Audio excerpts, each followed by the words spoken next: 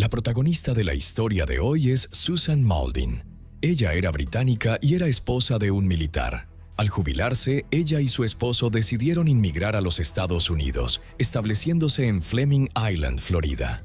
La pareja construyó una casa allí y fue de las primeras en lo que eventualmente se convertiría en una gran comunidad de parejas jubiladas que eligieron vivir en la zona. A la edad de 65 años, Susan quedó viuda. A pesar de esto, había establecido una gran red de apoyo y amigos en Fleming Island y más allá. Aquellos que la conocían mejor hablaban de ella con cariño, aunque sus descripciones a menudo se inclinaban hacia lo estereotípico. Miembro del club británico local, Susan fue descrita como la ama de casa inglesa por excelencia que disfrutaba de una buena taza de té. Tenía un profundo amor por la jardinería y se la veía frecuentemente cuidando sus parterres en el jardín delantero. También disfrutaba de recibir amigos y era miembro de un círculo de tejido desde hacía mucho tiempo. Rompiendo con los estereotipos tradicionales, Susan había abrazado su hogar americano. Era una fanática entusiasta y vocal del fútbol de Jacksonville. Aunque no tenía hijos propios, Susan era una figura maternal para sus vecinos más jóvenes. Los lugareños la describían como alguien que amaba a todos. Ella conoce a todo el mundo. Susan es muy cálida y amable. El 23 de octubre de 2019, Susan salió para su cita habitual en el salón de belleza. Era la última vez que sus amigos o vecinos la verían viva. Ese día había seguido su rutina habitual, colocando calabazas y otras decoraciones festivas en su porche delantero en anticipación a Halloween. Había mencionado a sus amigos que planeaba repartir dulces a los niños que pidieran golosinas en unos días. Sin embargo, después de su cita en el salón, Susan ya no fue vista en el vecindario. Conocida como una vecina sociable y amigable, su repentina ausencia fue notable. Preocupados, sus cercanos amigos Phyllis y Daniel Yates presentaron una denuncia por desaparición. Phyllis se había preocupado después de no recibir respuesta del teléfono de casa de Susan durante 2 días. Cuando pasó por la casa, notó que el auto de Susan estaba estacionado en la entrada. Sin embargo, nadie respondió a la puerta cuando tocó. Inicialmente, la oficina del sheriff del condado de Clay emitió un llamado público para obtener información, afirmando que no había signos de juego sucio en ese momento. Su prioridad era simplemente contactar a Susan para confirmar su bienestar. A medida que pasaban los días, las preocupaciones aumentaron. Halloween llegó y se fue, y las calabazas seguían sin tocarse en el escalón de la entrada de Susan. No hubo actividad en sus tarjetas de crédito, ni respuestas a llamadas o mensajes de texto en su teléfono celular, y ninguna comunicación con sus amigos más cercanos. Finalmente, la oficina del sheriff actualizó el caso de Susan a desaparecida y en peligro. El tranquilo vecindario, una vez sereno, ahora albergaba un inquietante misterio. Durante el transcurso de la investigación, no hubo indicios de que Susan hubiera salido de su casa voluntariamente. Su vehículo permaneció en la casa y había señales que sugerían que ella tenía la intención de quedarse. Los investigadores del condado de Clay ingresaron a la casa de Susan Mauldin en busca de pistas relacionadas con su desaparición. En el pasillo delantero, cerca de la puerta, observaron marcos de fotos torcidos en la pared. En la sala de estar, figuritas que antes estaban sobre las mesas habían sido derribadas al suelo. Sin embargo, aparte de algunos objetos dispersos, la casa no estaba en un desorden significativo. Inicialmente, los investigadores descubrieron solo una pequeña gota de sangre en la sala de estar. El resto de la casa parecía impecable a simple vista. Para asegurarse de que no se pasara por alto ninguna evidencia, se realizaron pruebas de luminol 2 veces para detectar cualquier salpicadura de sangre oculta que pudiera haber sido limpiada. Estas pruebas revelaron una mancha en una pantalla de lámpara en la sala de estar y una mancha en la cocina. En conjunto, estos hallazgos apuntaron a la planta baja como el lugar de una lucha. No se encontró sangre en el garaje, lo que llevó a los investigadores a creer que Susan pudo haber salido por la puerta principal. Si Susan seguía viva, temían que pudiera haber sufrido lesiones graves. Su auto todavía estaba estacionado en el garaje, pero su teléfono celular y su computadora portátil estaban notablemente ausentes. Los investigadores sospechaban que la laptop contenía información que alguien estaba desesperado por ocultar. Robarla parecía ser un intento de mantener esa información. En cuanto al caso de Susan, la ausencia de su computadora portátil no era la única irregularidad que notaron en su oficina en casa. Los investigadores descubrieron que la viuda había mantenido un sistema de archivo meticuloso. Parecía guardar todo, incluso folletos instructivos y la garantía de su horno. Sin embargo, cuando se encontraron con una carpeta de archivo vacía, esto suscitó sus sospechas. La carpeta estaba etiquetada como Binderum Remodeling. Una búsqueda posterior reveló que Binderum Remodeling era propiedad y estaba operado por un contratista de 45 años, Corey Binderim, quien había dejado que su licencia de negocio caducara por falta de pago. Su empresa se centraba en proyectos de remodelación a pequeña escala, como la instalación de nuevos pisos, armarios y, aparentemente, la remodelación de baños. Cuando los investigadores registraron la casa de Susan, encontraron su baño de invitados en mal estado. La bañera había sido retirada y los azulejos eliminados, lo que hacía que el baño fuera esencialmente inutilizable. Según conocidos de Corey Binderim, él había sido contratado para realizar las renovaciones 8 meses antes. Parecía que Susan se había frustrado cada vez más con Corey con el tiempo. Este conflicto era la única fuente de tensión o controversia en la vida pacífica de Sue que alguien pudiera recordar. El conflicto con Corey Binderim parecía estar escalando en los días previos a la desaparición de Sue. Los informes revelaron que ella le había pagado $2,000 en abril de ese año.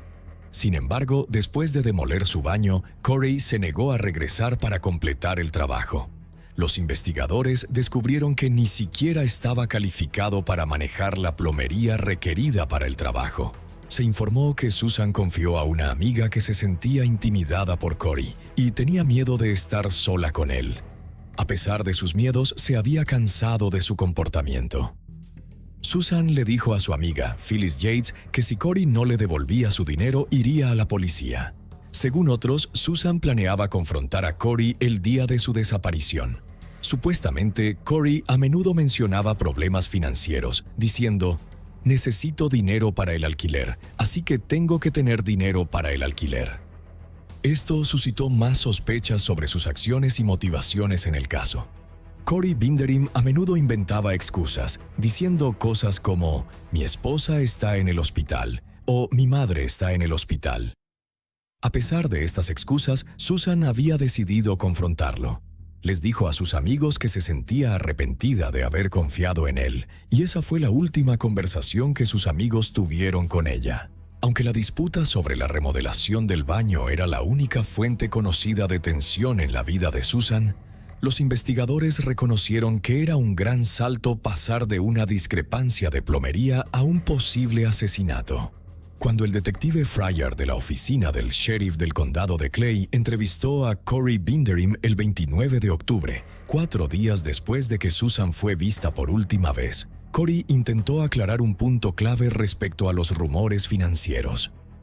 Afirmó que Susan no le había pagado $2,000 por el trabajo del baño, sino solo $1,200. Corey afirmó que se había reunido con Susan en su casa el 25 de octubre.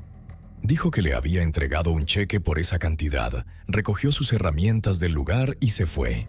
Cuando se le preguntó sobre el estado de ánimo de Susan durante su encuentro, Corey respondió: «Ella estaba bien cuando me fui». Agregó que los retrasos en el proyecto se debieron inicialmente a que Susan cambió de opinión sobre las decisiones de decoración, incluyendo los azulejos. Según él, esto llevó a frustraciones por su parte, pero él había acordado reembolsarle. Presentó a la policía una copia del cheque que afirmaba haber escrito por $1,295. Corey insistió en que el pago siempre había sido de $1,200, no de $2,000. Su explicación dejó a los investigadores confundidos, ya que era contradictoria con el relato de Susan a sus amigos. Las discrepancias financieras añadieron otra capa de sospecha al caso. En la mañana del 25 de octubre, una cámara de un autobús escolar que hacía paradas a lo largo de la calle de Susan capturó la camioneta de Corey estacionada en su entrada aproximadamente a las 8:30 a.m., el mismo momento en que él informó que estuvo en su casa. Rastreando los movimientos de Corey ese día, los detectives descubrieron varios detalles clave. Su primera parada fue en un Home Depot local a las 7 a.m., donde compró 2 bolsas de concreto de 60 libras y una caja de bolsas de construcción de alta resistencia, el tipo comúnmente usado para desechar materiales de construcción. Después de su visita a la casa de Susan Mauldin, Corey hizo una parada que particularmente llamó la atención de los detectives.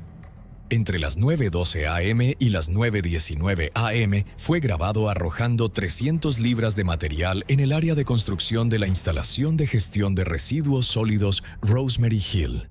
Después de esto, llamó para decir que estaba enfermo en su trabajo actual y regresó a casa. Sin embargo, Corey no permaneció en casa. Más tarde, ese día, pasó 2 veces más por la instalación de gestión de residuos y hizo una breve parada en su unidad de almacenamiento. Los investigadores del condado de Clay llevaron a un perro cadáver llamado Wally, entrenado para detectar el olor de la descomposición humana, a la instalación de almacenamiento. A Wally se le permitió moverse libremente y rápidamente identificó la unidad de almacenamiento alquilada por Corey Binderim. Una vez dentro, el perro se centró en un solo contenedor de plástico y una bolsa de herramientas, ambos objetos que Corey había tomado de la casa de Susan. Detrás de estos objetos, los detectives notaron una caja abierta de bolsas de desechos de construcción de Home Depot, que coincidía con las que Corey había comprado anteriormente. Cuando el detective Fryer habló con Corey nuevamente el 1 de noviembre, solo unos días después de su entrevista inicial, estaba listo para confrontar al contratista con evidencia de sus mentiras. Gracias a los meticulosos registros de Susan y los documentos financieros obtenidos durante la investigación, quedó claro que la historia de Corey no cuadraba. La policía confrontó a Corey por mentir sobre la cantidad de dinero que había recibido, señalando la diferencia entre $12 y $2,000. Corey admitió haber recibido el dinero, pero se defendió diciendo que el resto del dinero era para trabajos futuros.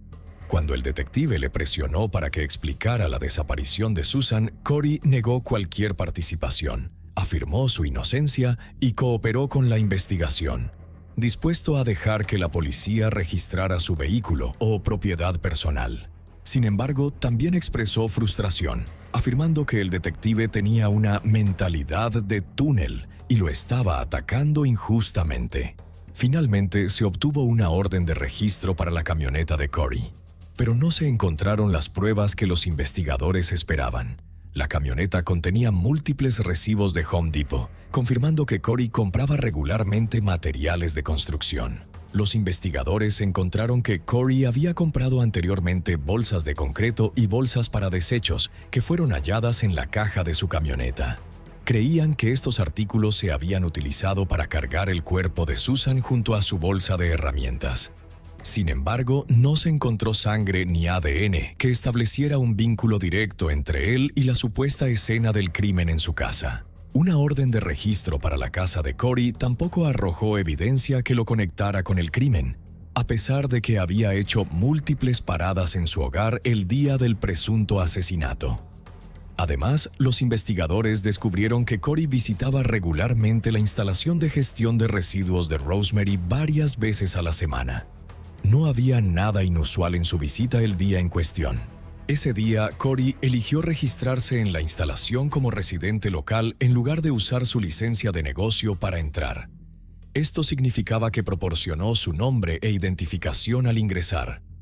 O Corey no logró ocultar una disposición sospechosa en el vertedero ese día, o realmente no tenía nada que ocultar. La instalación de gestión de residuos sólidos de Rosemary es un punto de disposición temporal.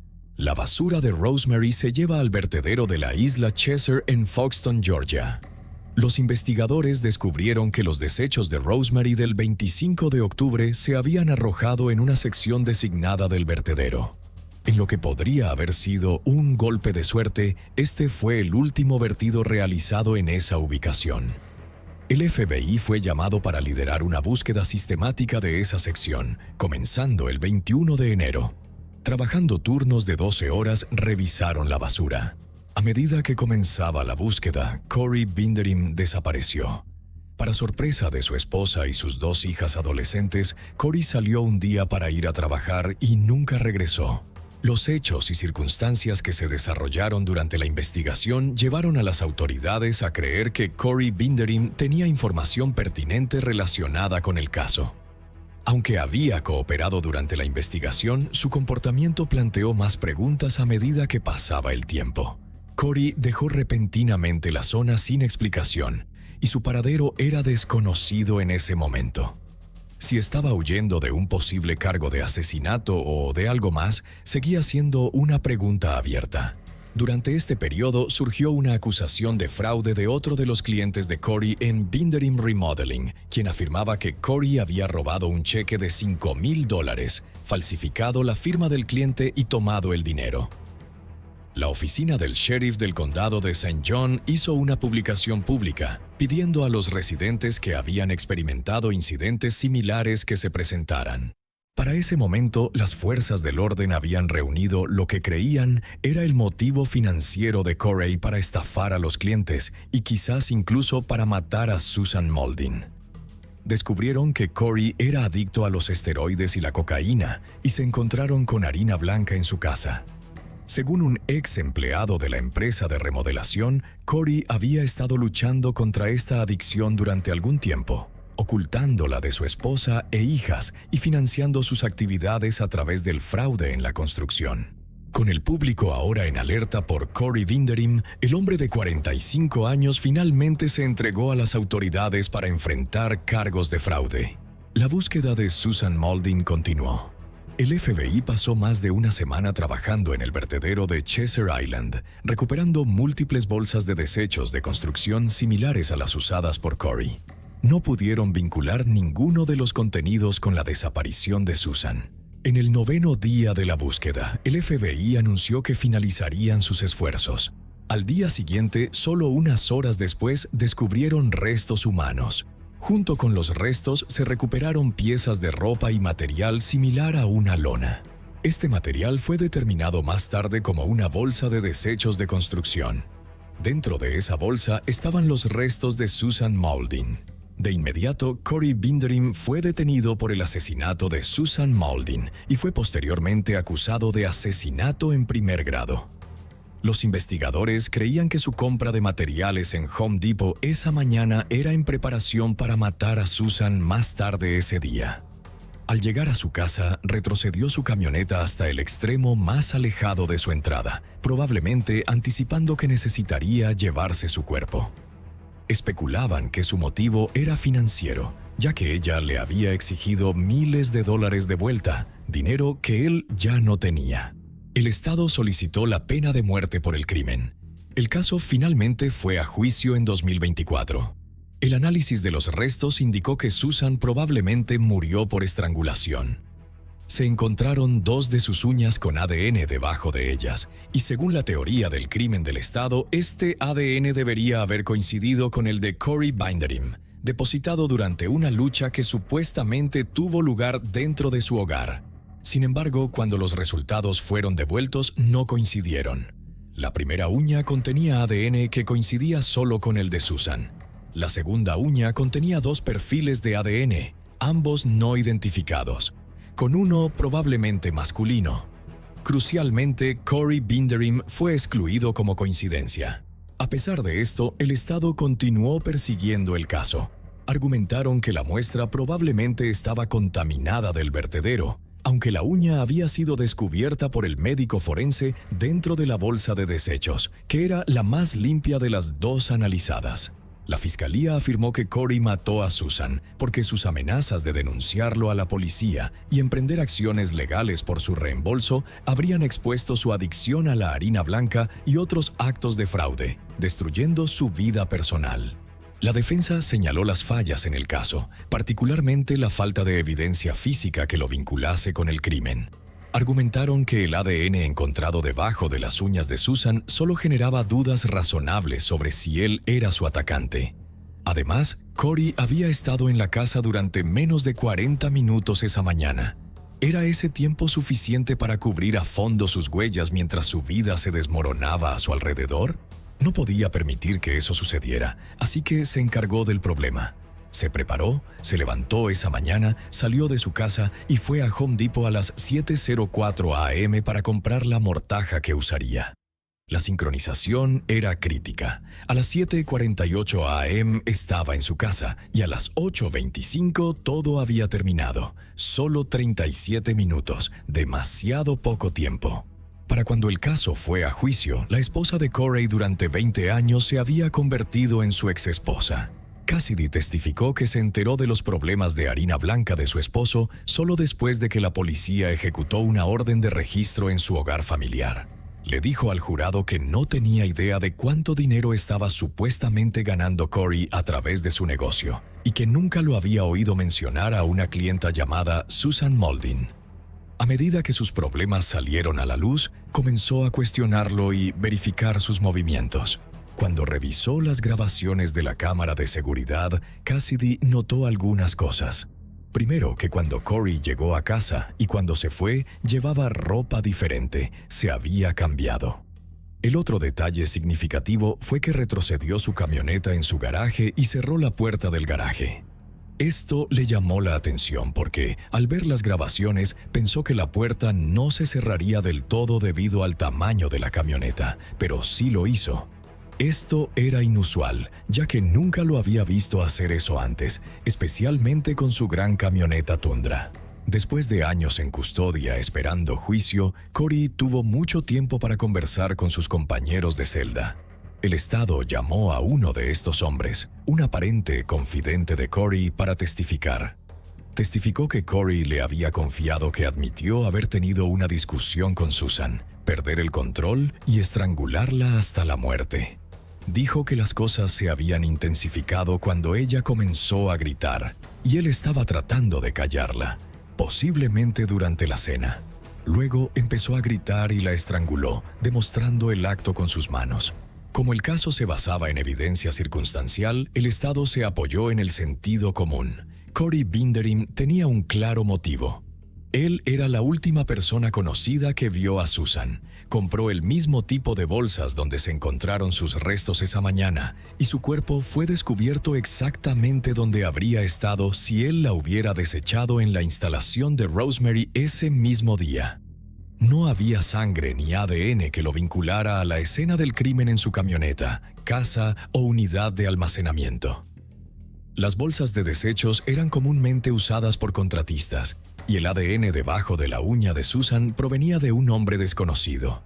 La defensa propuso un escenario alternativo, sugiriendo que, dado que Susan no estaba satisfecha con el trabajo de Corey o la falta de este, había estado contactando a otros contratistas y organizando visitas a su casa para obtener presupuestos.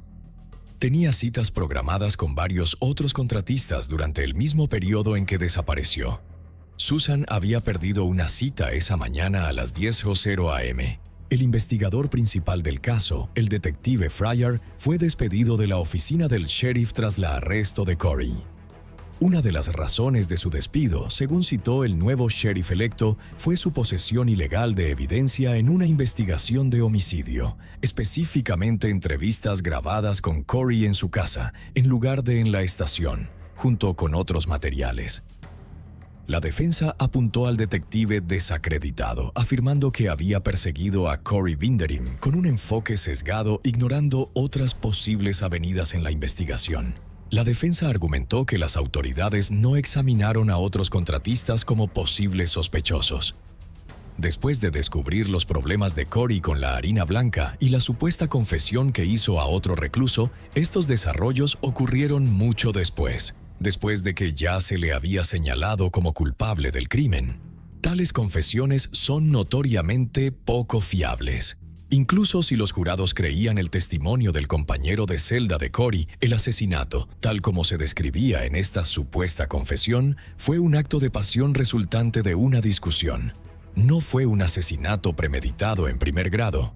La defensa especuló que una persona desconocida, probablemente otro contratista con el que Susan había estado comunicándose en línea, podría haber sido la responsable.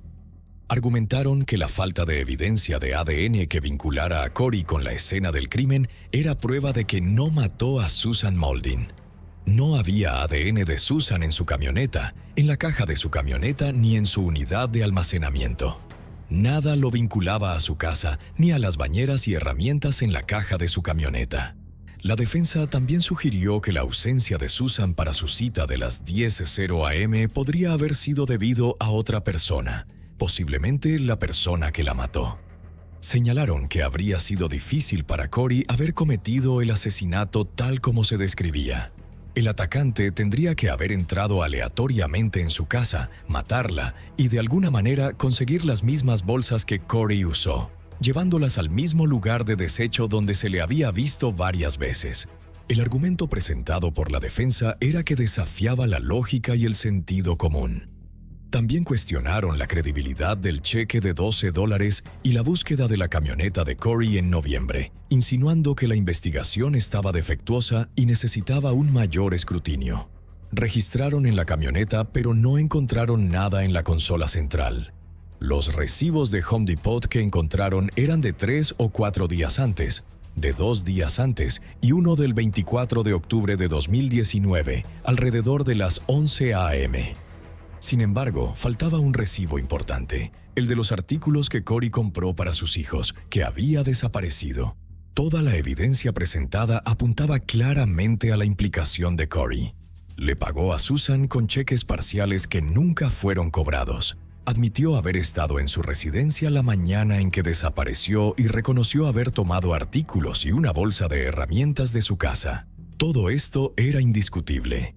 La investigación también reveló que Corey no mencionó su visita temprana a Home Depot ni a la estación de Rosemary Hill, ambas críticas para entender su muerte. Los amigos de Susan señalaron que ella tenía un problema en su vida, su independencia, y esta pérdida de independencia llevó a su trágico final. Un perro de detección suelto alertó repetidamente sobre la unidad de almacenamiento de Corey, señalando la presencia de artículos relacionados con el crimen. El perro respondió 2 veces a la bolsa de herramientas y su contenido. Después de escuchar la evidencia, el jurado deliberó durante poco menos de 4 horas antes de regresar con un veredicto. El juicio luego procedió a la fase de pena, donde el jurado votaría sobre si aplicar la pena de muerte. El Estado argumentó que había 4 factores agravantes.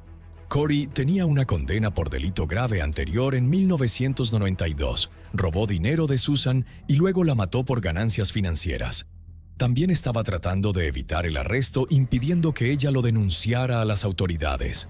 En Florida se debe alcanzar un voto mínimo de 8-4 a favor de la pena de muerte para que la sentencia sea aplicada. Sin embargo, el voto fue de 7-5 y Corey Binderim fue salvado de la pena de muerte por solo un voto. Cumplirá cadena perpetua sin posibilidad de libertad condicional. El caso se ha prolongado durante una década, dejando un rastro de dolor y recuerdos inquietantes en Dyersburg, Tennessee. Todo comenzó con un SUV plateado quieto al lado de la carretera. Sus llantas desinfladas eran una señal reveladora de una historia retorcida. Dentro del auto no había nadie, ninguna pista sospechosa, solo algunos objetos dispersos, como si su dueño se hubiera ido apresuradamente sin dar ninguna explicación. Karen Swift, una madre y esposa que vivía a menos de 3 millas de distancia, desapareció en la tranquila noche. Su extraña desaparición rápidamente se convirtió en el foco de rumores y sospechas. ¿Qué le sucedió realmente a Karen esa fatídica noche? ¿Qué misterios están esperando ser revelados? Únete a nosotros mientras exploramos esta dolorosa y retorcida historia. Antes de comenzar, tomemos un momento para recordar a Karen. Que descanse en paz, que encuentre paz y felicidad en un lugar donde ya no haya oscuridad ni dolor. Temprano en la mañana del 30 de octubre de 2011, Ashley, de 9 años, y su hermana Key, de 6, se despertaron para descubrir que su madre, Karen Swift, había desaparecido de su hogar. La noche anterior, Ashley había estado en casa de una amiga para una pijamada de Halloween, pero la niña no se sentía bien y quería volver a casa, así que llamó a su madre para que la recogiera. A pesar de que estaba asistiendo a una reunión de Halloween y no había planeado volver a casa, Karen condujo para recogerla. La madre y la hija llegaron a casa y se fueron a la cama alrededor de las 2 a.m., poniendo fin a lo que parecía haber sido una noche tranquila. Pero cuando Ashley se despertó a la mañana siguiente, su madre ya no estaba. Curiosamente, la niña había dormido junto a su madre y ahora se despertaba en una habitación diferente con su hermana, sin recordar haber sido trasladada. Además, el Nissan Murano blanco de 2004 de Karen también estaba desaparecido. Un sentimiento de ansiedad prevalecía al no haber noticias de ella. Para las 3 p.m. de ese día se habían realizado 2 llamadas reportando el incidente, comenzando así una búsqueda misteriosa e inquietante. La oficina del sheriff del condado fue contactada para reportar su desaparición. Una llamada provenía de su esposo, David Swift, quien había estado tratando de localizarla después de llamar a algunos de sus amigos sin éxito. La segunda llamada fue realizada por 2 de esos amigos, Bill y Kathy Bona, tras avistar el auto de Karen abandonado a lo largo de Millsfield Highway, a menos de media milla de la casa de la familia. Cuando los agentes llegaron a la escena, encontraron a David Swift ya allí con el auto. Él lo había desbloqueado y lo había buscado brevemente por dentro, pero no encontró señales de las pertenencias de Karen. Su teléfono celular, bolso y llaves estaban desaparecidos y no había signos inmediatos de lucha. Se encontró un solo tornillo oxidado incrustado en una de las llantas, lo que sugiere que había pasado sobre el objeto, causando el pinchazo. Ni el agente Alexander ni el sargento Walker, que pronto llegaron para ayudar, encontraron nada evidentemente extraño dentro del vehículo. No había sangre, ni vidrio roto, ni indicios de que hubiera ocurrido un acto violento. Un examen forense realizado por la Oficina de Investigación de Tennessee, OIT, confirmó más tarde la ausencia de cualquier evidencia física crítica dentro del SUV. A pesar de eso, el sheriff adjunto Alexander notó un detalle inusual. Mientras se preparaba para mover el auto, descubrió que el asiento del conductor había sido ajustado a una altura que era cómoda para él. Esto era raro, considerando que Karen Swift probablemente habría tenido que mover el asiento mucho más cerca del volante. Esta sutil pista inmediatamente planteó preguntas sobre si la víctima había sido la última en conducir el auto. La búsqueda de ella comenzó y se expandió rápidamente desde el lugar donde se descubrió su auto. Cerca, los buscadores encontraron un par de jeans y una camiseta dentro del auto. Estos artículos fueron confirmados más tarde como pertenecientes a Karen, sumando al creciente misterio que rodea su desaparición. El disfraz de Halloween de Karen de la fiesta de la noche anterior yacía sin ser perturbado. Su auto abandonado fue localizado a pocos minutos de su hogar. Sin embargo, no hubo informes de que alguien la hubiera visto en las horas intermedias después de que regresó con su hija. El esposo de Karen, David, informó a la policía que había visto a su esposa por última vez alrededor de las 2:00 a.m. cuando ella llegó a casa con Ashley. No ofreció más detalles sobre la noche, excepto que su esposa había solicitado el divorcio solo 3 semanas antes. A pesar de la separación, la pareja continuó viviendo junta bajo el mismo techo para mantener un sentido de normalidad para sus 4 hijos, que incluían a sus 2 hijos mayores, Preston y Dustin, de su matrimonio anterior. Karen y David Swift tenían una relación complicada. Se casaron por primera vez en 1989 y parecían ser la pareja ideal de un pequeño pueblo. Para 1996, su familia era más feliz con el nacimiento de 2 hijos. Lamentablemente, el matrimonio comenzó a desmoronarse cuando David tuvo una aventura de 3 años con una colega, que resultó en el nacimiento de un hijo. Cuando Karen se enteró, solicitó el divorcio en 2000. Todos pensaron que este era el final de su relación. Pero sucedió algo inesperado. Poco después de que se finalizó el divorcio, se reconciliaron. Ese mismo año se volvieron a casar en su primer aniversario de boda, aparentemente para empezar de nuevo. Este tumultuoso pasado hizo que la investigación sobre la desaparición de Karen fuera aún más difícil. Los detectives se preguntaban si la segunda solicitud de divorcio de Karen había revivido viejas tensiones o si había otros factores misteriosos en juego. Aunque David cooperó con la investigación, su infidelidad anterior y el momento de la desaparición de Karen aún lo convertían en un sospechoso. En ese momento no había evidencia que lo vinculara con la desaparición de Karen durante este segundo matrimonio. Después de su reconciliación y nuevo matrimonio, la pareja dio la bienvenida a 2 hijos más, ambas niñas, Ashley y Kay. Esto parecía marcar un nuevo capítulo para la pareja, pero pronto sería Karen quien cruzaría los límites del matrimonio. Comenzó una aventura, cambiando la narrativa de su relación tumultuosa. En respuesta a la infidelidad de Karen, su esposo tomó el control de la situación, decidiendo que la familia necesitaba un nuevo comienzo. En ese momento, la familia vivía en Arkansas. David renunció a su trabajo y rápidamente encontró otro en gestión de manufactura en Dyersburg, Tennessee. Sin consultar a Karen, compró una nueva casa. La decisión de mudarse se tomó rápidamente y de manera tan abrupta que su hijo mayor, Preston, se quedó atrás para terminar el año escolar, mientras el resto de la familia empacaba y se mudaba a su nuevo hogar en Tennessee.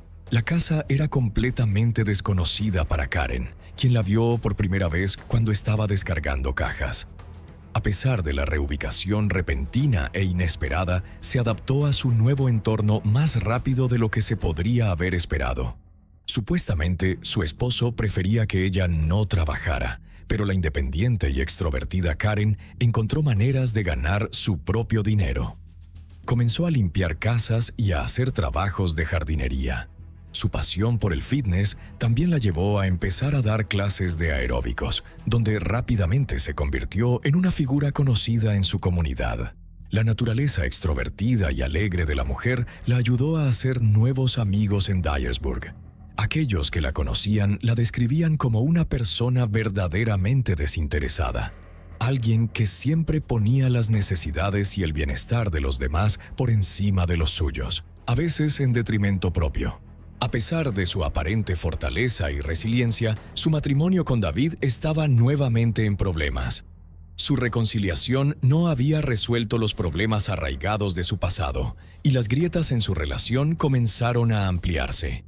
Pronto se hizo evidente que la relación se encaminaba hacia otro divorcio. Aunque Karen continuó presentando una fachada optimista al mundo, se había vuelto cada vez más inquieta por el comportamiento de su esposo.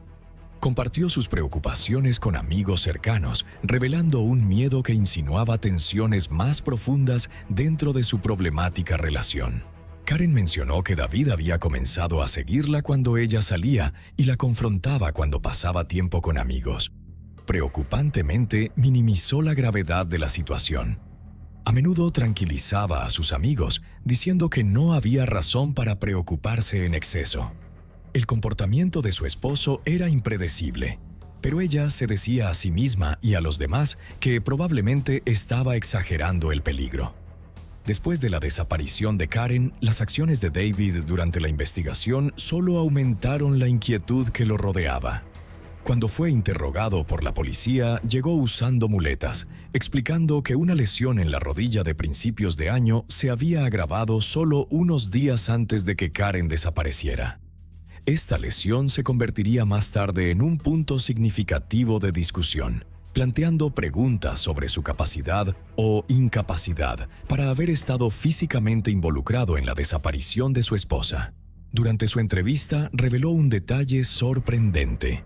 Karen tenía un segundo teléfono celular secreto. Afirmó que el teléfono se lo había dado Bill Bona, el esposo de su amiga Kathy. Aunque David no conocía el número del teléfono, sugirió que su existencia era evidencia del secretismo de Karen. A partir de este punto, el relato de David se volvió cada vez más crítico. sugería que las recientes actividades sociales de Karen, particularmente su conexión con la familia Bona, la habían influenciado negativamente. La describió como alguien que se entregaba a un consumo excesivo de alcohol y fiestas y atribuía estos cambios a su nuevo círculo social después de su mudanza a Dyersburg. David también relató varias historias personales a los detectives, incluyendo una ocasión en la que afirmó haber encontrado a Karen en su jacuzzi desnuda y otra en la que alegó que fue encontrada en la cama con Kathy Bona. Aunque estos relatos parecían dirigidos a proyectar una imagen negativa de la víctima, hicieron poco para ayudar a la investigación. Los detectives se frustraron cada vez más con la narrativa de David, que parecía más enfocada en desprestigiar a su esposa que en ayudarlos a entender su desaparición. Mientras continuaba la entrevista, los detectives intentaron reenfocar la atención de David en la pregunta clave: ¿a dónde podría haber ido Karen si salió de la casa después de que él se fue a la cama? En lugar de ofrecer ideas concretas, una vez más señaló a Kathy Bona, afirmando que ella le había informado que el teléfono de Karen había emitido una señal cerca del río Mississippi. Según David, esta información supuestamente provenía de la propia policía, pero no había confirmación de esta afirmación. Su sugerencia de que Kathy tenía algún conocimiento interno sobre el paradero de Karen solo profundizó las sospechas de los detectives sobre sus respuestas evasivas. Cuando David finalmente salió de la comisaría con muletas en mano, aceptó permitir que los investigadores entraran en su hogar para una revisión. La búsqueda en la casa de los Swift no reveló nada de importancia inmediata. No había signos de juego sucio, ni manchas de sangre, ni muebles rotos, ni nada que indicara que había ocurrido una lucha violenta. La casa en sí estaba algo desordenada, particularmente en el dormitorio de abajo donde dormía Karen, pero nada era inusual para un hogar con niños pequeños. Al igual que el examen forense del auto de Karen, la búsqueda en el hogar no proporcionó pistas sólidas sobre lo que había sucedido a la víctima esa noche. Aunque la revisión no arrojó nuevas evidencias, la creciente tensión en torno a las historias de David y la falta de respuestas concretas solo aumentaron la sospecha. La investigación dejó a los detectives con más preguntas que respuestas. A medida que avanzaba, los intentos de David por controlar la narrativa sobre la vida y desaparición de su esposa serían objeto de un mayor escrutinio. Su rápida evaluación del nuevo círculo social de Karen y su enfoque en su comportamiento crearon un marcado contraste con la mujer que sus amigos describían como cariñosa, responsable y dedicada a sus hijos, incluso cuando estaba personalmente inestable. Esto dejó a muchos preguntándose si había más en la historia de lo que él estaba dispuesto a compartir. Fuera de la casa del sospechoso, el investigador Terry McCree hizo un descubrimiento que más tarde levantaría sospechas: 7 galones de blanqueador. David Swift proporcionó una explicación, diciendo que el blanqueador era necesario debido a un incidente que involucraba a sus perros. Un vecino de los Swift, John Hochschutter, había sido arrestado el mismo día de la desaparición de Karen por cargos de crueldad animal. Se le acusó de envenenar a los perros de la familia junto con otras mascotas del vecindario. Hochschutter más tarde afirmó que el envenenamiento había sido accidental, asegurando que ni siquiera sabía cómo eran los perros de los Swift. Según él, había colocado matamoscas alrededor de su propiedad para lidiar con las moscas que se habían reunido alrededor de materiales de construcción en su jardín. David había utilizado el blanqueador para limpiar el vómito dejado por los perros envenenados. Aunque esto parecía satisfacer inicialmente a los investigadores, el blanqueador no fue tomado como evidencia. La implicación de Hochschutter en la desaparición de Karen se convirtió en un punto de interés. Mientras McCree buscaba en la propiedad, también descubrió documentos de divorcio escondidos bajo una llanta en la parte trasera del vehículo de David. Los documentos que Karen le había entregado a David indicaban que su matrimonio estaba en proceso de disolverse. A medida que los días se convertían en semanas, no había signos de la víctima. Los detectives se frustraban cada vez más. Le pidieron a David Swift que regresara a la comisaría para otro interrogatorio. Para este momento, David había proporcionado múltiples versiones de los eventos que rodeaban la última vez que vio a su esposa. Sus historias variaban en detalles menores pero significativos. Inicialmente afirmó que en realidad no había visto a Karen. Solo había hablado con ella desde la cima de las escaleras. Más tarde dijo que sí la había visto, aunque no podía recordar qué ropa llevaba puesta. En su relato más reciente ofreció más detalles, diciendo que la vio claramente y podía describir su vestimenta. Las inconsistencias eran sutiles pero preocupantes y solo profundizaban las sospechas de los investigadores. El caso continuó prolongándose durante meses con pocas pistas nuevas. Afortunadamente, un avance llegó cuando el agente Jason Page hizo un descubrimiento significativo. Se encontraron 2 teléfonos celulares en un área boscosa a 145 pies de la calle Harness, aproximadamente a 500 pies de la casa de la familia Swift. El teléfono regular de Verizon de Karen y el segundo teléfono secreto, conocido como el Voyager, fueron recuperados en estrecha proximidad entre sí, entre la ubicación del vehículo abandonado de la víctima y su hogar. Los datos del teléfono celular resultaron ser cruciales. Los investigadores aprendieron que David había instalado un extensor de señal en la casa familiar, un dispositivo que amplificaba las señales celulares en su área rural. Este extensor conectaba automáticamente cualquier teléfono dentro de su alcance, registrando la hora y la fecha de cada conexión. A través de estos datos, los detectives pudieron establecer una línea de tiempo. El teléfono de Verizon de Karen se conectó al extensor justo después de las 12:00 am del 30 de octubre, confirmando que había regresado a casa con su hija Ashley después de recogerla de la pijamada. El teléfono se desconectó del extensor a las 4:06 am, lo que indica que había salido de la casa a las 5:09 am. El teléfono había salido completamente de la red y nunca se volvió a encender. Cuando fue descubierto, el teléfono estaba parcialmente aplastado, quizás atropellado o golpeado contra el suelo. Los testigos informaron que vieron el vehículo de Karen detenido al lado de la carretera solo unos minutos después, alrededor de las 5:00 am. El segundo teléfono, el Voyager, presentaba pistas aún más desconcertantes. También se conectó al extensor de señal de la casa, pero a las 9:00 am, 5 horas después de que se apagó el teléfono principal de Karen. En ese momento se realizó una única llamada desde el Voyager para revisar el correo de voz del teléfono. Poco después, este teléfono también terminó descartado en la misma área boscosa que el teléfono principal de la víctima. El hecho de que ambos teléfonos fueran encontrados juntos tan cerca de la casa de los Swift planteó preguntas inquietantes. Los Bona, quienes le habían dado a Karen el teléfono Voyager, explicaron a los investigadores que lo habían hecho para ayudarla a comunicarse de manera privada con su abogado de divorcio. Dijo que el esposo de Karen había sido controlador y buscaba monitorear cada uno de sus movimientos. También le habían prestado dinero para contratar a un abogado y solicitar el divorcio. Si bien los teléfonos proporcionaron información valiosa, el caso permaneció sin resolver durante varias semanas más. Luego, el 10 de diciembre de 2011, se hizo un descubrimiento crítico. John Robinson, un predicador de la Iglesia de Cristo de Boga, junto con su amigo Mark Rickman, estaban saliendo del cementerio Vlado cuando notaron algo inusual bajo una densa cubierta de enredaderas de kudzu. Al inspeccionar más de cerca, se dieron cuenta de que habían encontrado restos humanos. Este cementerio estaba a menos de 3 millas de la casa de los Swift y era un área remota y cubierta de maleza, lo que lo convertía en un lugar ideal para ocultar un cuerpo. Los investigadores fueron llamados rápidamente a la escena y una autopsia confirmó que los restos pertenecían a Karen Swift.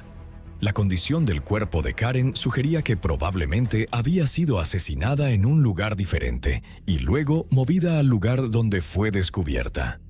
Su ropa estaba en su mayoría ausente, con solo parte de ella encontrada desplazada, posiblemente como resultado de haber sido movida a través del camino de grava hacia la vegetación.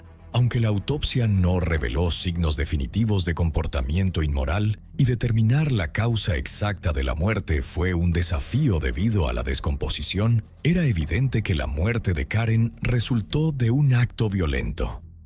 Lamentablemente, después de semanas de búsqueda, cuando finalmente se descubrieron los restos de Karen Swift, el médico forense no pudo determinar de manera definitiva su causa exacta de muerte debido al estado de descomposición.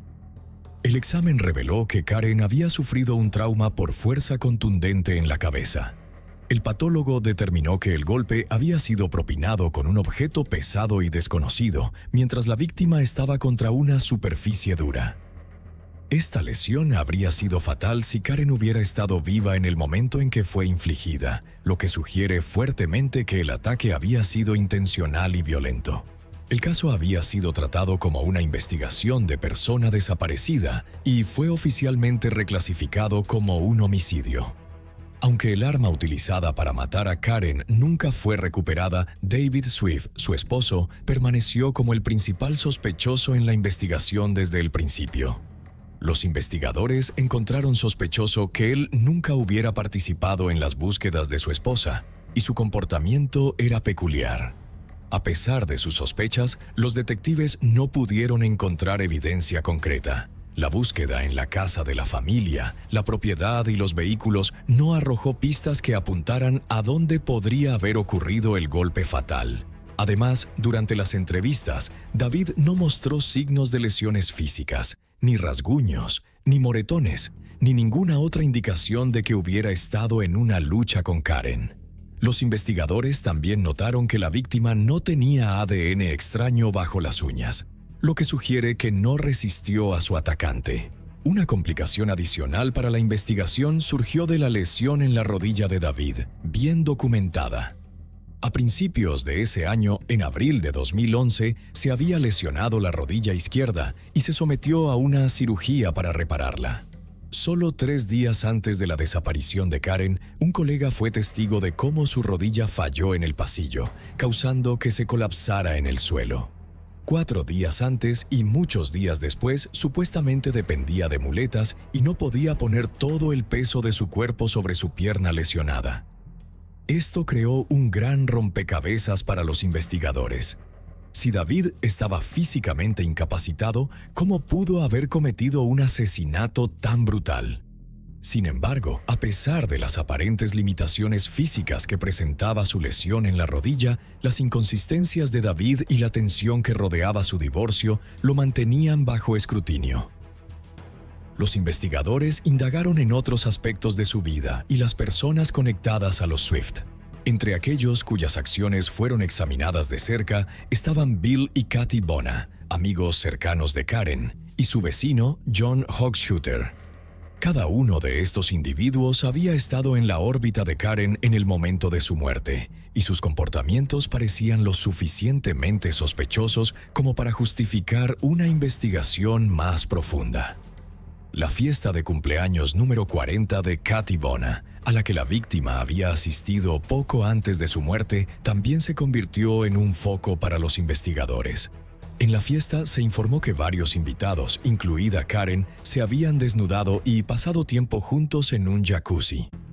David Swift mencionó este evento varias veces durante sus entrevistas con la policía, insinuando que Karen podría haber estado involucrada físicamente con otros en la fiesta. Si bien no había pruebas sólidas de que estas interacciones tuvieran algo que ver con su asesinato, los investigadores consideraron la posibilidad de que pudieran haber contribuido a la creciente ira y celos del hombre, proporcionando un posible motivo. Mientras tanto, el comportamiento peculiar de su vecino, John Hochschutter, añadió otra capa de intriga al caso. Había sido arrestado por supuestamente envenenar mascotas del vecindario, incluidos los perros de los Swift, aunque él afirmaba que el envenenamiento fue accidental. El mismo día en que Karen desapareció, ella había confrontado a Hochschutter sobre el incidente, lo que la había dejado visiblemente molesta. Tras su muerte, se informaron otros sucesos extraños en el vecindario. Uno de los hijos de los Swift, Dustin, relató un encuentro perturbador con un hombre cerca del cementerio Vlado poco antes de que se encontrara el cuerpo de Karen. El hombre estaba usando un detector de metales y afirmó que estaba ejercitándose en el cementerio. Cuando se le preguntó más, el hombre dijo que estaba buscando un reloj perdido, lo cual era extraño, ya que el testigo había notado que el hombre ya llevaba un reloj. Este extraño encuentro, aunque no relacionado directamente con la muerte de Karen, añadió al manto de misterio que rodeaba el caso. A medida que pasaron los años sin un arresto, el asesinato de Karen Swift permaneció como el foco de especulación en los medios y en la comunidad local. La familia Swift eventualmente dejó Dyersburg y David se volvió a casar y se mudó al condado de Jefferson, Alabama. A pesar de eso, la presión pública sobre las autoridades de Tennessee para encontrar y condenar al culpable continuó. Los investigadores, incluido Terry McCree, siguieron revisando el archivo del caso. Desarrollaron una teoría que sostenía que David Swift estaba motivado por la ira debido a la decisión de su esposa de solicitar el divorcio. Su sensación de pérdida de control podría haberlo motivado a planear el asesinato de su esposa en los días previos a su muerte. Uno de los elementos más preocupantes de esta teoría era la posibilidad de que David hubiera fingido la gravedad de su lesión en la rodilla para crear una coartada. Los investigadores especularon que su colapso en el trabajo, presenciado por su colega, podría haber sido un montaje para dar la impresión de que era físicamente incapaz de llevar a cabo un asesinato. Según esta teoría, se cree que la ira de David por la asistencia de su esposa a la fiesta de Halloween con Bill y Kathy Bona desató su explosión. Los investigadores sospechan que Karen pudo haber sido atacada mientras dormía, ya que no había signos de heridas defensivas, lo que sugiere que estaba completamente inconsciente del peligro. Lo preocupante es que localizar el lugar exacto del asalto fatal ha resultado difícil, ya que no se encontró evidencia de una lucha violenta en el dormitorio ni en ninguna otra parte de la casa. Para complicar aún más el caso, se teoriza que David pudo haber movido a Ashley, su hija, que estaba durmiendo en la misma cama que Karen, a otra habitación antes de atacar a su esposa. Esto aseguraría que la violencia no despertara a la niña, aunque los investigadores sospechan que la víctima pudo haber sido sometida por estrangulamiento. La naturaleza exacta del ataque sigue sin estar clara debido a la falta de evidencia concreta. Creen que el cuerpo de Karen Swift fue arrastrado al garaje, donde recibió un golpe fatal en la cabeza. Esta lesión, infligida con un objeto contundente, probablemente fue propinada mientras ella yacía contra una superficie dura. Tras incapacitarla, David supuestamente la colocó en su vehículo o en el de ella y luego condujo 3 millas hasta el cementerio Vlado, donde desechó su cuerpo bajo un denso enredo de vides. Esta área, oscurecida por kudzu y maleza, era lo suficientemente aislada como para que sus restos no fueran fácilmente detectados, pero aún lo suficientemente cerca de la casa de los Swift como para hacer que el viaje fuera plausible dentro de la línea de tiempo que los detectives estaban reconstruyendo. En un esfuerzo por entender la secuencia de eventos que siguieron, los detectives reconstruyeron la ruta que el sospechoso podría haber tomado esa noche. Especularon que, después de dejar el cuerpo de Karen en el cementerio, regresó a la casa para preparar el escenario para su aparente desaparición. Según esta teoría, David quería que pareciera que Karen había salido sola y, desafortunadamente, había tenido problemas con el auto en las primeras horas de la mañana. Para hacer que este escenario pareciera creíble, pinchó uno de los neumáticos de su auto usando un tornillo viejo que encontró en el garaje y dejó escapar el aire, creando la ilusión de un neumático desinflado. Luego, alrededor de las 4:00 am, solo minutos después de que el teléfono de Karen se desconectó del extensor de señal de la casa, condujo su Nissan a un lugar no muy lejos de la casa, pero lo suficientemente alejado como para que pareciera que se había quedado varada. En su camino, David supuestamente desechó su teléfono principal, un dispositivo de Verizon, arrojándolo al bosque. Notablemente, Karen tenía un segundo teléfono celular secreto, su Voyager, oculto en un dormitorio de abajo, probablemente desconocido para él en ese momento. Los investigadores sospecharon que David descubrió este segundo teléfono después de regresar de deshacerse del primero. En un estado de pánico, debió buscarlo, revolviendo la habitación en el proceso. Una vez que lo encontró, accedió a su correo de voz y revisó los contenidos. Las pruebas mostraron que se realizó una llamada para revisar el correo de voz aproximadamente a las 9:00 a.m. la mañana después de la desaparición de Karen, mucho después de que su primer teléfono hubiera salido de la red. Una vez que David terminó con el teléfono, volvió a conducir hasta el bosque donde había desechado el teléfono de Verizon y dejó el Voyager cerca, asegurándose de que ambos dispositivos fueran descubiertos juntos antes de llamar a los amigos de la víctima y fingir preocupación por su desaparición. Los investigadores teorizaron que limpió el garaje usando los 7 galones de blanqueador encontrados fuera de la casa. Fue este blanqueador el que llevó a los detectives a creer que pudo haber desinfectado la escena del crimen, eliminando cualquier rastro de evidencia. El comportamiento de David durante los primeros días de la desaparición de Karen parecía calculado para engañar a quienes lo rodeaban. Se comunicó con amigos, vecinos y la policía, actuando como si no tuviera idea de lo que podría haberle sucedido a su esposa. Pero su calma inusual y su falta de participación activa en los esfuerzos de búsqueda levantaron banderas rojas para muchos. En julio de 2023, más de una década después del asesinato de Karen, David Swift fue arrestado en Alabama y extraditado a Tennessee. Se le acusó de asesinato en primer grado, pero no estaba claro si había surgido nueva evidencia que justificara la acción después de tantos años. No hubo informes de nuevos testigos que se presentaran, y el análisis de registros telefónicos y evidencia forense no había progresado significativamente desde 2011. El caso contra David se basó principalmente en evidencia circunstancial, que al ser ensamblada sugería fuertemente su implicación en la muerte de Karen. A medida que comenzaba el juicio, los fiscales se centraron en gran medida en los testimonios de los amigos y conocidos de la víctima.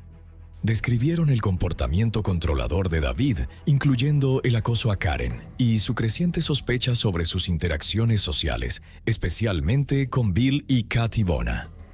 Una vecina de los Bona testificó que había visto a David espiando su casa desde su patio trasero, asomándose a su hogar en varias ocasiones. Cuando se le confrontó, David afirmó que la vecina lo había invitado a observar lo que sucedía en casa de los Bona. Una declaración que fue recibida con escepticismo. Kathy Bona proporcionó uno de los testimonios más contundentes, recordando cómo David había confrontado repetidamente a Karen sobre su supuesto comportamiento, acusándola de infidelidad y fiestas desenfrenadas.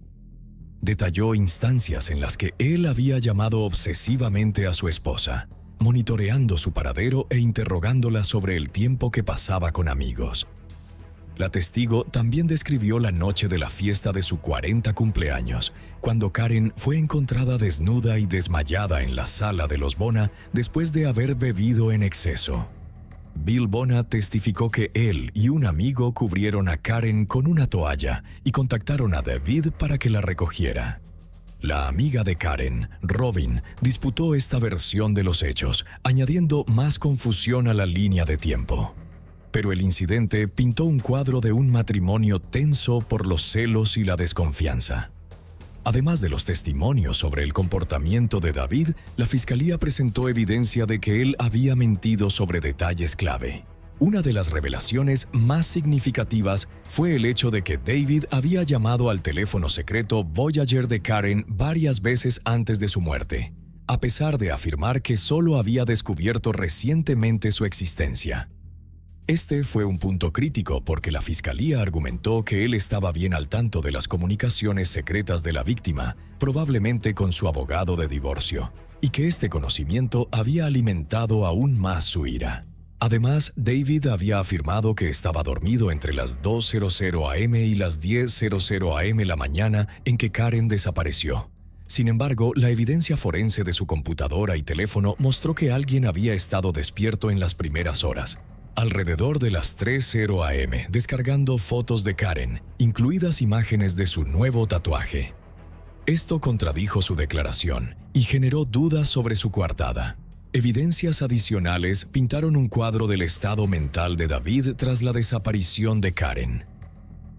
A pesar de la repentina y misteriosa ausencia de su esposa, se encontró que había accedido a sitios web de citas y había visto perfiles de mujeres más de 250 veces en los días inmediatamente posteriores a su desaparición. Este comportamiento, argumentó la fiscalía, mostraba una falta de preocupación y un desapego emocional de la situación, lo que contrastaba marcadamente con las acciones de un esposo en duelo. Un fisioterapeuta que había tratado a David por su lesión en la rodilla testificó que, aunque su movilidad estaba restringida, podría haber arrastrado físicamente el cuerpo de la víctima. En apoyo a esto, un vecino testificó que el sospechoso había movido pacas de heno pesadas el día antes de que Karen desapareciera, a pesar de afirmar que dependía de muletas. El vecino dijo que David había levantado pacas que pesaban alrededor de 65 libras sin ninguna molestia visible ni ayuda. Notablemente, al día siguiente en la comisaría, David parecía completamente dependiente de sus muletas, lo que sugiere que pudo haber exagerado su lesión para evitar sospechas. A pesar de los esfuerzos de la defensa, el peso de la evidencia circunstancial presentada por la fiscalía dejaba poco espacio para la duda. En la mente de muchos, el comportamiento de David Swift, tanto antes como después de la desaparición de su esposa, combinado con la línea de tiempo y las contradicciones en su historia, sugería un esfuerzo calculado por encubrir su implicación en el asesinato. A medida que avanzaba el juicio, el jurado enfrentó la tarea de evaluar la evidencia y los testimonios para determinar si David Swift había tomado deliberada y fríamente la vida de su esposa, o si años de sospechas se habían acumulado injustamente sobre un hombre inocente. La fiscalía argumentó que, para que Karen hubiera salido por su cuenta esa noche, tendría que haber ocurrido una secuencia de eventos altamente improbable. Primero, ella necesitaría tener planes para encontrarse con alguien, pero no había evidencia de tal arreglo, ni mensajes de texto, llamadas, ni ningún otro indicio de que tenía la intención de dejar la casa esa noche. Lo que hacía el escenario aún más desconcertante era la sugerencia de que Karen habría movido a sus dos hijas, Ashley, que dormía junto a ella, y Key, que estaba en la cama de David, antes de salir sigilosamente. Si la mujer realmente había planeado irse en silencio, ¿por qué arriesgarse a despertar a su esposo moviendo a los niños? Estas inconsistencias reforzaron aún más el caso de la fiscalía de que había ocurrido algo mucho más siniestro. Este punto parecía especialmente importante porque, según se informó, Karen había tomado un Benadryl antes de dormir esa noche. El Benadryl, comúnmente usado como ayuda para dormir, la habría hecho somnolienta. Así que, ¿por qué habría tomado deliberadamente un sedante si planeaba dejar la casa en solo unas pocas horas? La defensa intentó socavar todas las teorías de la fiscalía al resaltar inconsistencias clave.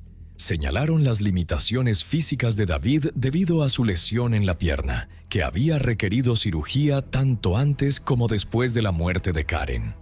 Según su equipo de defensa, no habría podido dominar a la víctima o deshacerse de su cuerpo físicamente. También presentaron el testimonio de la hija de la pareja, Ashley, quien testimonió firmemente que fue su madre quien la movió de su cama a la habitación de su hermana menor esa noche, no su padre. El testimonio de Ashley fue claro y directo. El dormitorio, explicó la niña, estaba directamente al lado de la habitación de sus padres, lo que coincidía con la línea de tiempo propuesta por la defensa.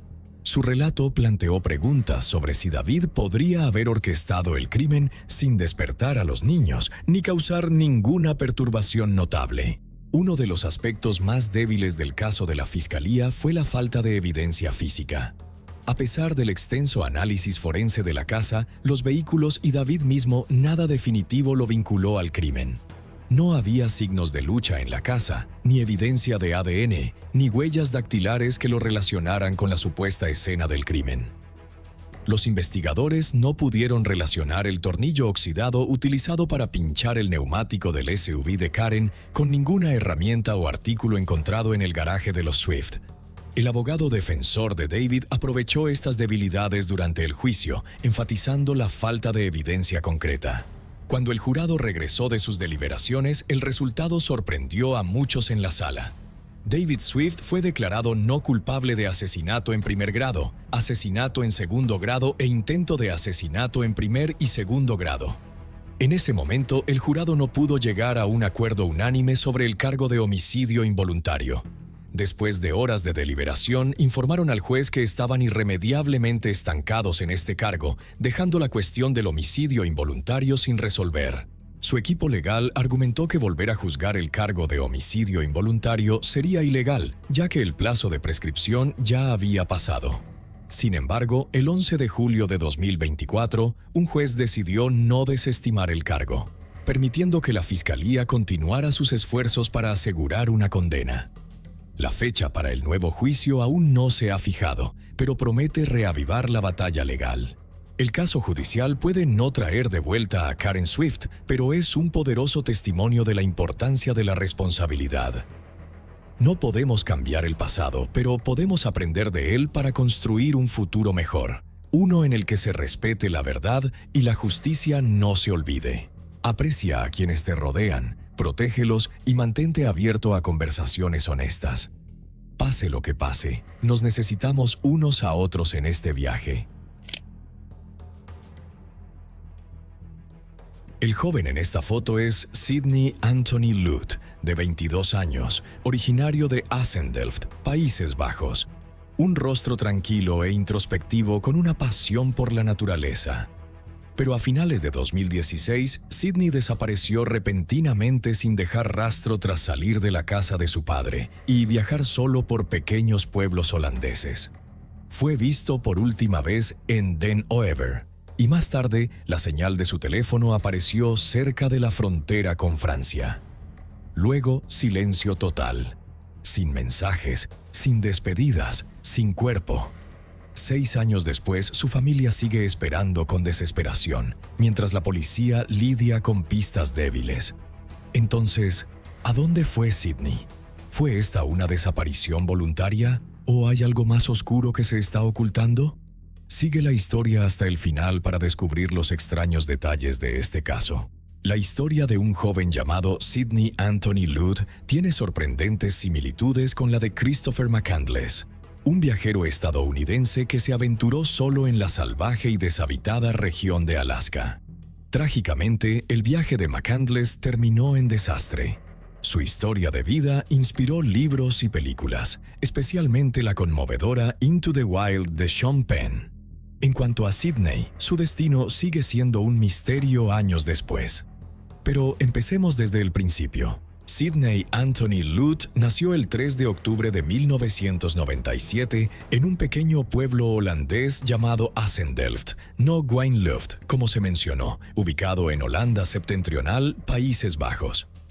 Era el mayor de 3 hermanos, hijo de René y Natasja Alderlifste, y creció junto a un hermano y una hermana menores. La familia Luth era unida y solidaria. Sin embargo, cuando Sidney estaba en la escuela secundaria, sus padres decidieron separarse. Tras la separación, Sidney vivió con su padre, mientras que sus hermanos menores se quedaron con su madre. A pesar de la separación, René y Natasja mantuvieron una buena relación, criando a sus hijos de manera efectiva y permaneciendo activos en sus vidas. Desde una edad temprana, Sidney fue un chico tranquilo e introspectivo. No disfrutaba jugar ni pasar tiempo con otros. En cambio, prefería largas caminatas en solitario. Amaba estar al aire libre y a menudo exploraba los bosques, colinas, cuevas y lagos cercanos. En su adolescencia comenzó a realizar caminatas en solitario, desarrollando un interés por la supervivencia en la naturaleza y comportándose como si se estuviera preparando para una aventura mayor. Sidney tenía pocos amigos cercanos.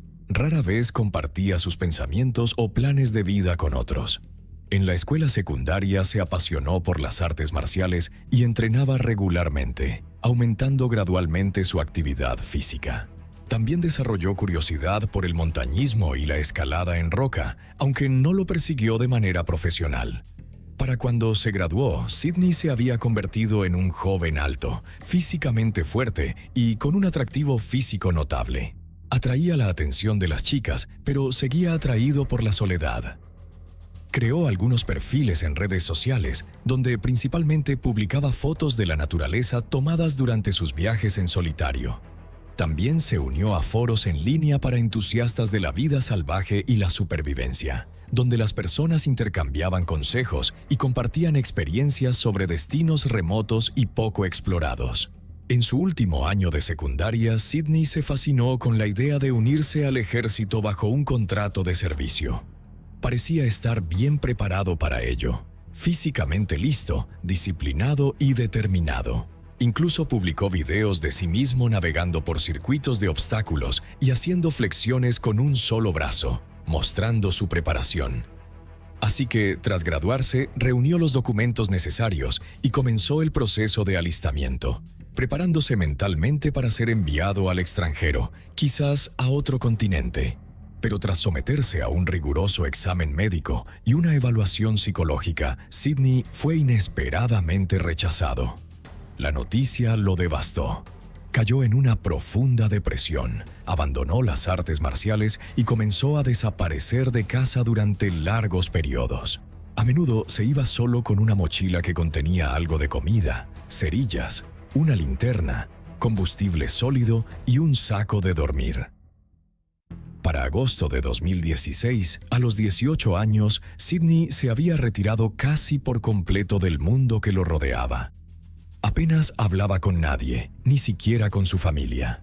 En una de sus últimas conversaciones con su madre, admitió que siempre se había sentido como un outsider, que le costaba conectar con las personas y que soñaba con vivir fuera de la red en completo aislamiento, lejos de los juicios, expectativas o demandas de la sociedad. Natasha notó que su hijo mayor se hundía cada vez más en la depresión y se desconectaba de la realidad. Realizaba caminatas cada vez más frecuentes y cuando estaba en casa pasaba casi todo el tiempo en la computadora, apenas hablando. Ella intentó acercarse, pero no encontró la manera de conectar con él. Aún así, a pesar de su comportamiento reservado y sus frecuentes comentarios sobre convertirse en ermitaño, nadie en la familia sospechaba que algún día Sydney podría irse para siempre. En octubre de 2016, Sydney cumplió 19 años. No había celebrado su cumpleaños en años. Era su elección. Alrededor de esa época cada año solía desaparecer en la naturaleza para otro viaje en solitario, prefiriendo la soledad y una profunda conexión con la naturaleza. Ese año no fue diferente. Tras regresar de su último viaje, Sydney apenas salió de casa durante unas 2 semanas. Pasaba la mayor parte del tiempo en la computadora, investigando y charlando con personas en línea. Nunca compartía sus planes ni pensamientos con nadie de la familia. Por eso, cuando se fue sin decir nada, no levantó preocupación de inmediato. A finales de octubre de 2016, Sydney dejó repentinamente la casa de su padre. Llevaba una mochila con equipo esencial de supervivencia, comida, documentos de identificación, una tarjeta bancaria, un teléfono, una bolsa de tela con ropa abrigada, una lona y una chaqueta impermeable. Todo sugería que se estaba preparando para un largo viaje en la naturaleza. No dejó notas ni mensajes para nadie, lo cual no era inusual en él. En los primeros días después de que se fue, sus padres pudieron contactarlo. Sydney respondía brevemente, manteniendo las conversaciones vagas y directas. Aún así, para René y Natasha, unas pocas palabras breves eran suficientes. Sabían que su hijo estaba vivo y parecía estar bien. Pero pronto las llamadas cesaron por completo. Parecía que había entrado en áreas con poca o ninguna señal. Continuó respondiendo a mensajes de texto ocasionalmente. El 11 de noviembre de 2016, Sydney envió su último mensaje.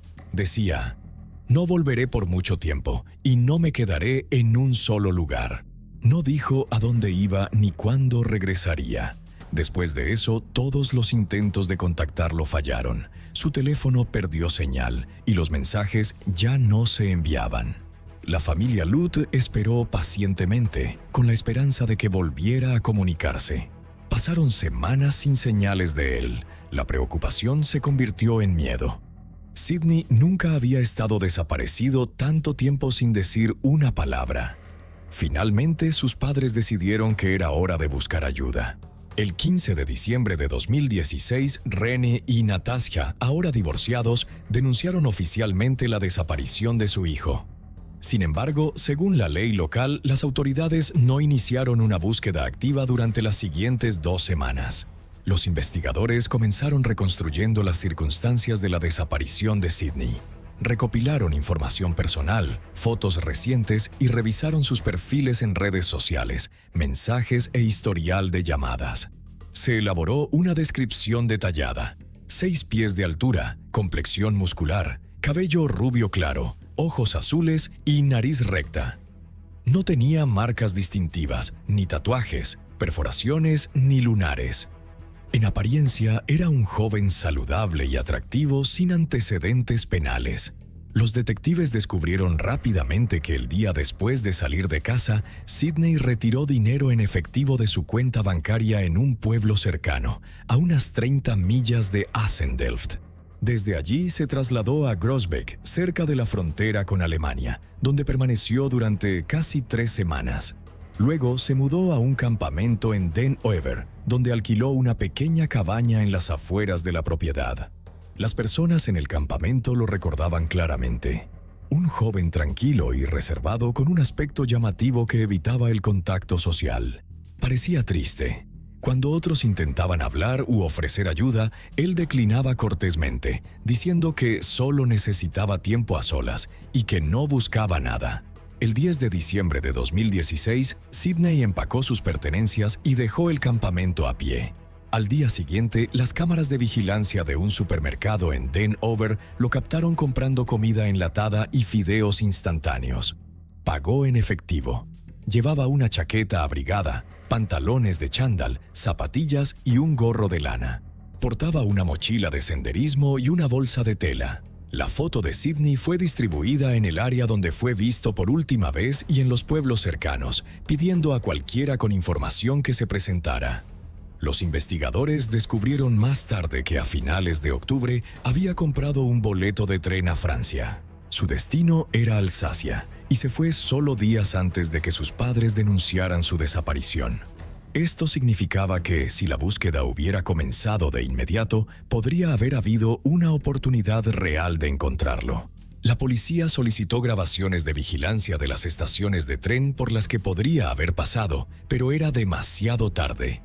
Debido a las limitaciones de almacenamiento, todas las grabaciones relevantes habían sido borradas, por lo que no se pudo confirmar si subió al tren o llegó a su destino previsto. ¿Se dirigía a un hospital psiquiátrico abandonado? Los detectives revisaron el historial de búsqueda en Internet de Sydney y descubrieron que, en los meses previos a su desaparición, estaba profundamente interesado en el Hospital Psiquiátrico de Altona, una instalación abandonada desde hace mucho tiempo ubicada a pocas docenas de millas de Colmar. No era solo un edificio vacío, era un complejo extenso que cubría una gran área, incluyendo túneles subterráneos, pozos de servicios y vastos sótanos. El lugar tenía una reputación sombría y misteriosa, atrayendo a buscadores de emociones y exploradores urbanos. Los lugareños lo llamaban la Clínica del Diablo. Estaba ubicada en el paso de Schauinsland, no de fácil acceso. Sydney podría haber caminado hasta allí desde la estación de tren, ya que no había transporte público en la zona, y probablemente no habría aceptado un aventón debido a su aversión a hablar con extraños. Aunque gran parte de la instalación había sido vandalizada o parcialmente dañada, seguía siendo una parada popular para excursionistas. Algunos se quedaban unos días, otros durante semanas. Desafortunadamente, el sitio también atraía a personas que vivían fuera de la red, incluidos aquellos que evadían a las fuerzas del orden o personas sin hogar. Así, la búsqueda de Sydney continuó allí. Las autoridades pronto encontraron excursionistas que afirmaban haber visto a alguien que coincidía con la descripción de Sydney en la zona. Algunos incluso lo reconocieron por la foto distribuida, aunque nadie estaba seguro de que fuera él. La policía trajo perros rastreadores que detectaron su rastro en varias partes del complejo. Sin embargo, el rastro se interrumpía repetidamente. Cuando los oficiales compartieron esta pista con la familia de Sidney, no se sorprendieron. Él tenía las habilidades para sobrevivir en la naturaleza durante largos periodos, viviendo de bayas, frutas silvestres, piñones y semillas. Los edificios ofrecían refugio contra el clima, y él se había ido con ropa abrigada y suministros de comida. Para enero de 2017, los equipos de rescate de montaña y la policía francesa, que a menudo se desplegaban para ayudar a excursionistas perdidos o heridos, se unieron al esfuerzo de búsqueda. Revisar todo el complejo del Hospital Psiquiátrico de Altona y el denso bosque circundante tomó tiempo, pero no se encontraron señales claras de la presencia de Sidney. Su familia participó activamente en la búsqueda. Como se mencionó anteriormente, Sidney había admirado durante mucho tiempo la historia del viajero estadounidense Christopher Johnson McCandless, también conocido como Alexander Supertramp. McCandless provenía de una familia acomodada con acceso a una educación de primer nivel y una carrera prometedora, pero eligió un camino diferente. Christopher siempre fue conocido por su fuerte voluntad y determinación. Desde una edad temprana establecía metas claras y se mantenía fiel a sus ideales. Entrenaba regularmente, desarrollando resistencia y un físico robusto y resiliente. Tras graduarse de la escuela secundaria en 1986, emprendió su primer gran viaje, viajando solo por el país durante unos meses. Desde entonces, la aventura y la exploración se convirtieron en su pasión. A pesar de la presión de sus padres, Christopher asistió a la universidad, pero poco después renunció a la mayor parte del dinero que le proporcionaron para su educación y volvió a la carretera. Adoptó el nombre de Alexander Supertramp y comenzó a desconectarse de la sociedad materialista que despreciaba, eligiendo una vida de soledad y autorreflexión.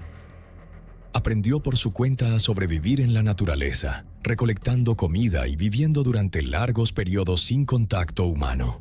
Rara vez planificaba sus viajes en detalle, abrazaba el peligro y encontraba una profunda satisfacción en una vida lejos de la civilización.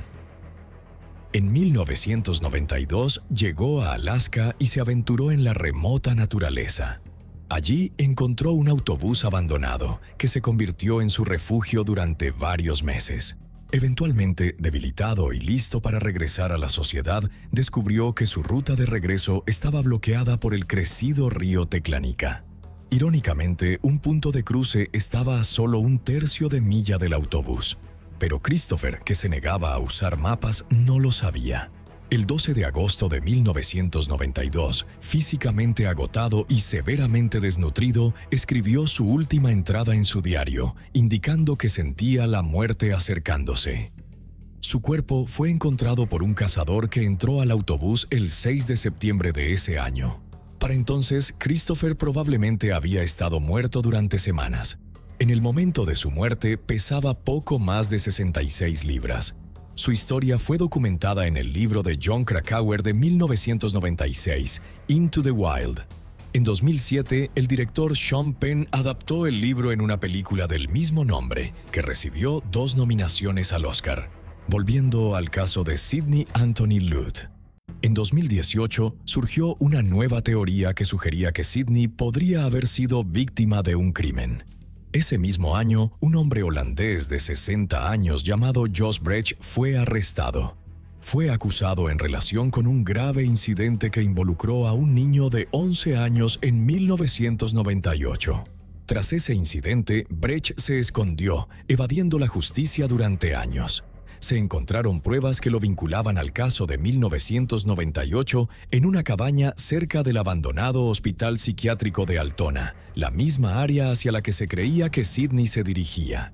La cabaña pertenecía a una asociación local de excursionistas donde Brecht había trabajado alguna vez. Los investigadores encontraron rastros de ADN del niño desaparecido, lo que finalmente los llevó al sospechoso. Cabe destacar que Brecht también era conocido por su habilidad para evadir la captura y sobrevivir en la naturaleza. Así, cuando se dio cuenta de que las autoridades finalmente lo habían alcanzado después de tantos años, intentó huir a España, pero fue detenido. Fue condenado en relación con el caso de 1998 y sentenciado a 16 años de prisión.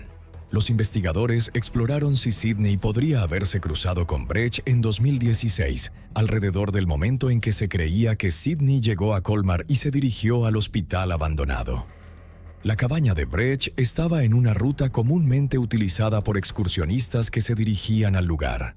Servía como punto de partida para muchos viajes. Sin embargo, tras una extensa investigación, las autoridades no encontraron evidencia que vinculara al criminal condenado con el joven desaparecido. Otra teoría, quizás la más dolorosa para la familia de Sydney, es que podría haber elegido quitarse la vida. Quienes lo conocían sabían que había luchado durante mucho tiempo con la depresión y sentimientos de aislamiento. Le costaba conectar con los demás y a menudo expresaba sentir que no pertenecía a este mundo. Aunque nunca habló explícitamente de autolesionarse, con frecuencia mencionaba desaparecer en lugares remotos para vivir solo, lejos de la sociedad. La última persona conocida que interactuó con Sydney fue un empleado del campamento donde se quedó antes de dirigirse a Altona. Esta persona lo describió como tranquilo, distante y profundamente introspectivo. No hablaba con nadie y cuando se le acercaban, simplemente decía que quería que lo dejaran solo. Sus padres también creían que Sydney podría haberse retirado intencionalmente al hospital abandonado para aislarse durante un periodo prolongado. En invierno, podría haber encontrado refugio en una de las muchas habitaciones vacías y cuando el clima mejoró, haberse adentrado más en el bosque. Aunque Sydney siempre buscaba la soledad, René y Natasha se negaban a creer que su hijo se hubiera hecho daño intencionalmente. Pero en 2018, esta teoría cobró fuerza cuando se encontró un cuerpo flotando en el mar cerca de un popular resort en Costa Brava, Cataluña, España. El fallecido era un joven de edad y complexión similares a los de Sydney. Llevaba un chaleco con múltiples bolsillos, cada uno lleno de piedras pesadas. Las autoridades recuperaron el cuerpo y lo enviaron a un laboratorio forense. La autopsia concluyó que la causa de la muerte fue ahogamiento, sin que se encontraran otras lesiones. Basándose en estos hallazgos, se sospechó fuertemente que podría haberse quitado la vida. El cuerpo había estado en el agua durante un periodo prolongado, lo que causó cambios significativos en su apariencia, haciendo imposible la identificación visual. Muchos creían que podría ser Sydney, ya que la altura, la edad y la complexión coincidían. Sin embargo, este individuo tenía una protuberancia notable en la nariz, algo que Sydney no tenía. Para confirmar la identidad, los investigadores solicitaron pruebas adicionales, incluida la comparación de ADN. La policía española lanzó una investigación detallada y solicitó la asistencia de Interpol. Las muestras de ADN del fallecido se ingresaron en una base de datos internacional de personas desaparecidas, pero no se encontraron coincidencias. Para estar seguros, compararon directamente el ADN con el de Sydney y finalmente confirmaron que el cuerpo encontrado en el mar no era él. Los padres de Sydney experimentaron una compleja gama de emociones. Por un lado, deseaban desesperadamente la verdad detrás de la desaparición de su hijo. Por otro, se aferraban a la esperanza de que aún estuviera vivo en algún lugar y algún día se comunicaría. El esfuerzo de búsqueda se expandió por varios países europeos. Aunque han pasado años desde que Sydney desapareció sin dejar rastro, su familia nunca dejó de buscar y se negó a dejar que el caso se enfriara. En 2022, 6 años después de su último contacto, su madre decidió regresar al lugar donde fue visto por última vez. Natasha, acompañada por su hijo menor, viajó a Colmar y comenzó a colocar folletos con información sobre Sydney por toda la zona. Junto con fotos recientes tomadas pocos días antes de que desapareciera, incluyó una imagen progresada por edad que mostraba cómo podría verse hoy. Desafortunadamente, este esfuerzo no generó nuevas pistas. Desde su desaparición, Sydney no ha usado su tarjeta bancaria, no ha iniciado sesión en ninguna cuenta de redes sociales o foros de supervivencia, ni ha tenido su teléfono activo desde finales de diciembre de 2016. El último rastro de su identidad fue cuando compró el boleto de tren a Francia. Después de eso, su pasaporte o cualquier forma de identificación nunca volvió a detectarse en sistemas oficiales. Es posible que haya elegido vivir fuera de la red, sobreviviendo en bosques remotos, entrando ocasionalmente en pueblos solo para reabastecerse, tomando trabajos esporádicos y dando completamente la espalda a la vida moderna, muy parecido a su ídolo, Christopher McCandless. Pero vale la pena señalar que el viaje de Supertramp tuvo lugar a finales de los años 80 y principios de los 90. En el mundo actual, volverse invisible, sin ser detectado por cámaras de seguridad o huellas digitales, es casi imposible. Entonces, si Sidney se hubiera reintegrado a la sociedad en algún momento, probablemente habría aparecido en algún lugar. A lo largo de los años, informes ocasionales de varias ciudades y países de Europa afirmaron haber visto a un hombre entre los sin hogar que se parecía al joven desaparecido. Cada vez, las autoridades y la familia siguieron las pistas, pero ninguna llevó a una conclusión. Hace unos años, la familia Lute anunció una recompensa de 1.000 euros por cualquier información verificable sobre el paradero de Sidney o pruebas de que aún estaba vivo. Incluso eso no trajo nuevos desarrollos.